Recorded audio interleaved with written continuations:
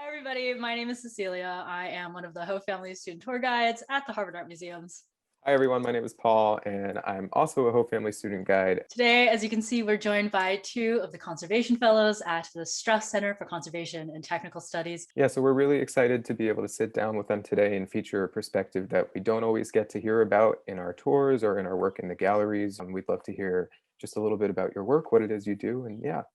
G'day, I'm Ruby Awburn and I'm the Richard I. Shader Fellow in Paintings Conservation at the Straus Center for Conservation and Technical Studies. And I have been specializing in modern and contemporary paintings, which is anything from about 1850 onwards. I'm Haddon Dine. I'm the Objects Conservation Fellow at the Straus. The Straus has paper conservation paintings in analytical lab and objects. So objects works on pretty much everything that doesn't fit into the other categories, range of three-dimensional sculptures and decorative arts. For all the folks at home who are maybe not super familiar with what exactly conservation is or what conservators do, could either or both of you maybe sketch out in broad terms what it is that you do? There's a lot of non-invasive work that we do, preservation, thinking about the environment the objects are stored in, examining things before they might go on loan and see if they're stable enough to travel. A lot of our work is documentation, so thorough photography and written documentation. We also work on studying objects and figuring out how they're made and learning about the materials and the artists' working practices. And sometimes we are also treating things. So sometimes it's cleaning, sometimes something's unstable and we might have to do something to stabilize it. It's a mixture, I guess, of art history, chemistry, and ethics. I'm particularly interested in the ethics. That's something that's coming up in all fields right now, but I was wondering if maybe you both could speak a little more about that. A concrete example would be the current discussion around Confederate monuments and whether conservators feel like we should be preserving that cultural heritage or preserving the graffiti that's put on top of them, or, this constant dialogue of how do your professional and personal ethics interact? The Straus Center is the kind of the birthplace of modern conservation, especially in the United States, but also the birthplace of technical art history. Traditional conservation started as picture cleaners at the back of the museum who aren't seen, and their work was often a trade. Now it is a master's degree. As Ruby said, there's a history of restoration, which sometimes involved even deception, I guess, or, not wanting someone to know what was done to it. And then the field moved into we carefully record everything we're doing. We try to have it be reversible, and if not reversible, then retreatable. But there was sort of this sense that it was kind of scientific and objective, and now there is more of a movement to recognize like we all have internal biases, and we're not looking at anything completely objectively and scientifically like we always liked to say. Are there any specific kind of examples of methods that have fallen out of favor or gained more prominence as a result of these kind of changing perspectives? I guess painting conservation has a long history of bizarre techniques because it was passed down through like a trade, for example. So, you've got people making up these incredible mixtures that they can use to clean their painting. Bread was a really popular method to clean painting. That's recently helped with the cleaning at the Harvard Art Museums. We've gone back to bread, and we use bread to clean the Morris Lewis painting that is hanging in the modern and contemporary galleries. It is a raw canvas with acrylic paint, so there's no ground layer, and raw canvas picks up dust and debris. And using bread was a very successful way to treat that. So these things do come around, but in terms of materials, there's certain materials we used to use that are no longer available, no longer in production. There's certain solvents that you're not meant to use. There's some that I don't have access to in Australia that I do in the United States. So it does vary depending on where in the world you are and what you have accessible. I'm not sure about objects, Haddon. The materials that we're using, we're constantly, as those things age, there's artificial age testing to see how things age, but also in real time, we're determining, okay, somebody put this on here 50 years ago, and now it dissolved easily when they put it on, but now it's really hard to get off. So we're, sort of constantly learning what's good and constantly improving. There was a wax that I think people used to use a lot, and then they realized after decades that a component of that became really insoluble and it became very hard to remove later on, even though it was easy to remove initially. We see damage from past treatments a lot. I'm working on something right now where it's a ceramic and it's in many fragments, and at many of the edges, the surface is just lost from filing. So that is not something we would do now, but they had joins that weren't lined up right, and to even it out, they just filed it down. Would not call that conservation. But to go back to the conservation restoration just briefly, one of my colleagues in the objects lab makes the point a lot that some of the things we do are restoration. So there's a lot of talk about restoration being sort of very different and bad, but I think some components of conservation can be called restoration, and that can be under that umbrella. I mean, it's very prevalent in painting too, because you often do cosmetic retouching, which in traditional terms would be called restoration. So yes, it's a little more complicated than just restoration being a bad thing. I think I'm really struck by the kind of creativity and ingenuity of some of this too, with things like bread. So I was wondering if maybe you would have any other interesting stories like that you could share. We use tools from a variety of fields. So we use dental tools, we use artist tools, anything that will do the job. There are some tools that are specifically made for conservation, but not a lot. If you open my little Tamburro at work, it's got paintbrushes, it's got scalpels from eye surgery, it's got corks. Corks are really nice for like smoothing surfaces. I was treating a painting and I needed to heat the paint surface without necessarily heating the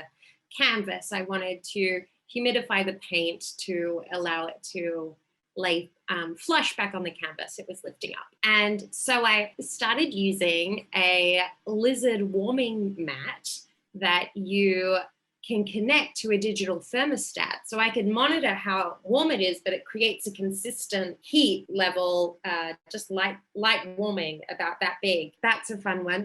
What else? Yeah, the dental tools are good. I love using those when I'm reweaving a canvas from a tear. So you've got those little corkscrew dental tools that you can manipulate canvas threads with. You're both able to interact with art on such a fascinating, almost forensic level. So I'm so curious. I'd love to know about how your work has influenced the way you look at art. I mean, what is it like for you to go to other museums or galleries? I am always looking at materials and condition in a way that it's like, if this came into my lab and it was in front of me, what's the kind of checks I would do? And I also am weirdly obsessed with looking at frames in other museums and looking at the condition of frames and why something has been framed the way it has. I'm probably very annoying to go to a museum with. I also look at materials a lot and how things are made. I think it's probably affected how I look at things because I think I can think back to when I would walk through museums and I would look at the things that I guess I liked aesthetically or I knew something about the artist. But now if I know anything about the material, I mean, I'm just kind of more fascinated by everything and can appreciate things that maybe I wouldn't have been drawn to before. And the more I learn about how something was made, then I start to sort of appreciate more that whole category of whatever it is that I'm working on. I worked on some Meissen porcelain figurines last year. I hadn't worked on Meissen before. And now every time I see one of those, I'm kind of amazed and thinking about the complex process for how they were made. I'm working on an object right now that's an ancient Greek kylix. So that's thousands of years old. You still have that moment where it comes to the front of your brain occasionally, like I'm holding this and someone made this thousands of years ago and it's incredible. The object it's in fragments and it was assembled when it came to the lab and it was unstable. So we can tell if something has unstable joins, the adhesive is very old and failing. And that's a situation where we would want to disassemble something. Disassembling an object is very invasive. So we don't do that lightly, but if it's, potentially about to collapse on itself or cause more damage, then that would be a reason to undo it and reassemble it with something that will be stable for a long time. So I've disassembled it and this object has been treated so many times. It's very interesting. In the conservation file in the Straus, there are notes about multiple treatments, and that's just in the time that the treatments have been recorded. There were probably many treatments that weren't recorded and then many treatments prior to it coming to the museum in 1925. So it has a long history of people filling losses, removing that fill material, filling again, filing, coating, removing the coating, painting, removing the paint, filling, painting over the old. It has layers of materials on it, multiple kinds of adhesive, multiple kinds of fill material, and over painting. So cleaning it has been a long process, and it's still in fragments right now on my bench, but cleaning is almost complete, and then I will be reassembling it and filling it and in painting. And then that comes to a discussion with the curator about aesthetics and ethics, because depending on how much of something is missing, I mean, we're not going to in paint something that we don't know what was there, but if there's just a tiny bit of a line missing, then that could be okay to connect those lines.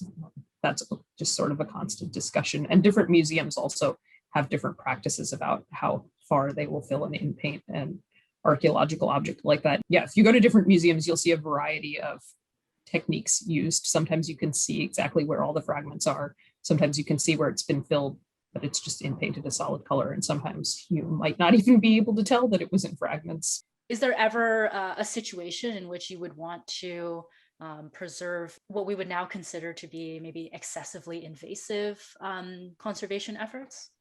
In paintings, definitely. Paintings conservation has a bit of a history of interesting practices when a painting was becoming unstable. A lot of the time conservators would, and still do, attach a secondary canvas behind the original canvas.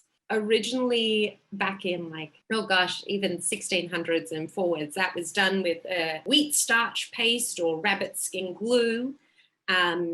And there are certain types of styles of linings that come from different areas of the world. I was working on a painting recently that was lined in the French style from the 1800s. The painting had been put on top of newspaper and then on top of another canvas. And that was all stuck together and then sealed with a lead putty that they had made. I removed the lead putty because it's a hazardous material, but I would not take the original lining off in this circumstance because it's a pretty beautiful little package that has history within itself. However, if you move forward to like the 1970s and 80s in America, people were lining these paintings, so attaching a secondary canvas with a wax resin or beeswax as well.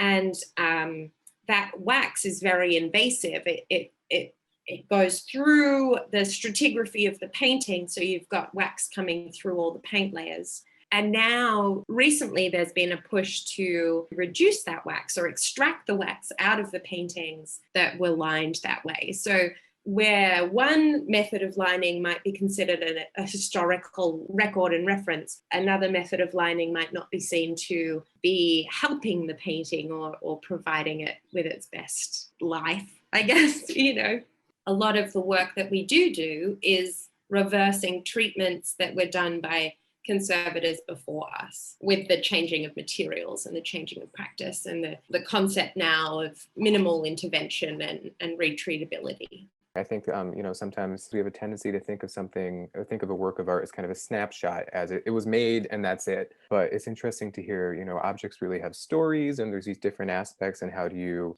think about which aspects of that story that you're going to maintain, which are the most important. I'm absolutely fascinated. Well, thank you both very much for this very illuminating chat. Paul and I have had so much fun.